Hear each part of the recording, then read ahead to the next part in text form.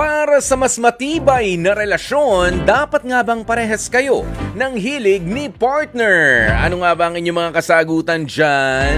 Sabi ni Sere Gonzales, para sa akin, hindi lang yung pagkakapareho o pagkakaparehas ng hilig ang magpapatibay ng relasyon, kundi yung pagsuporta sa isa't isa. Dahil may kanya-kanya tayong mga hilig o mga trip na di pareho sa ating partner. Basta hindi nakakasama at nakakasira sa aming dalawa, go lang sa trip mo at suportahan mo din naman yung trip ko. Ayan, katulad nung iba, no? Gusto gala-gala. Ayan, gusto ko mag out of kung saang destination, motor-motor, ganyan. Yun nga partner, ayoko naman Ayoko nga, dito na lang ako. Sige, mag-iingat ka na lang. Pagbigyan, hindi yung magtatampo at mag-aangkas ng iba dyan. Wala naman akong pinariringgan. Ayaw naman sumama nung asawa ko ayaw naman sumama nung girlfriend ko. Ayaw niya umangkas. Ikaw, pwede ka ba? Nako marami nahuhuli sa ganyan. Napipicturan, napipitikan. Yan si Flor de Liza Casquero. Sabi niya, hindi. Kasi hindi, kahit na matagal na kayo na nagsasama, may mga gusto siyang gawin na ayaw mo At ganun ka rin naman. Pwede naman maging matibay ang relasyon ninyo basta give and take lang. Pagbibigyan at syempre huwag kalilimutan na magbigay din kung kinakailangan. Tama yan. It's a give and take kind of setup talaga pagkadating sa mga sa mga trip na gawin, sa mga hilig. Gusto ko manood ng basketball ganitong oras sa TV. Ikaw gusto mo drama?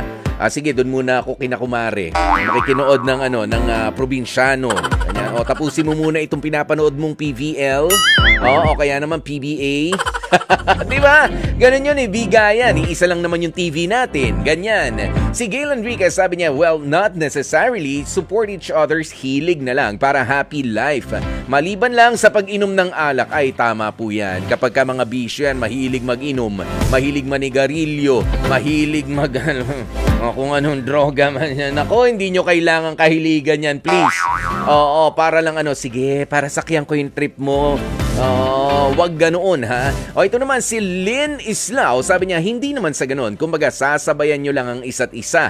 Kung ano ang gusto niya, sabayan mo. Kung ano ang gusto mo, dapat sabayan niya rin para magkasundo kayo. Ayan. Thank you Lynn Islao at sa iba pa mga sa iba pa mga nagko-komento at mga nagbigay ng inyong mga opinion Pero alam niyo ang pinakamaganda talaga na sagot para sa mas matibay na relasyon, kung dapat nga bang parehas kayo ng hilig ni partner, well, at least you try, you try once or twice na makahiligan din yung maganda niya namang kinakahiligan. Hindi yung una pa lang, dahil ayoko niyan Diba? Subukan mo, baka magustuhan mo rin. Dahil iba pa rin kapag kayo ay mag-partner na hindi man lagi, pero from time to time ay merong mga activities na trip nung isa na ginagawa ninyo. Nagbibigayan, ganyan.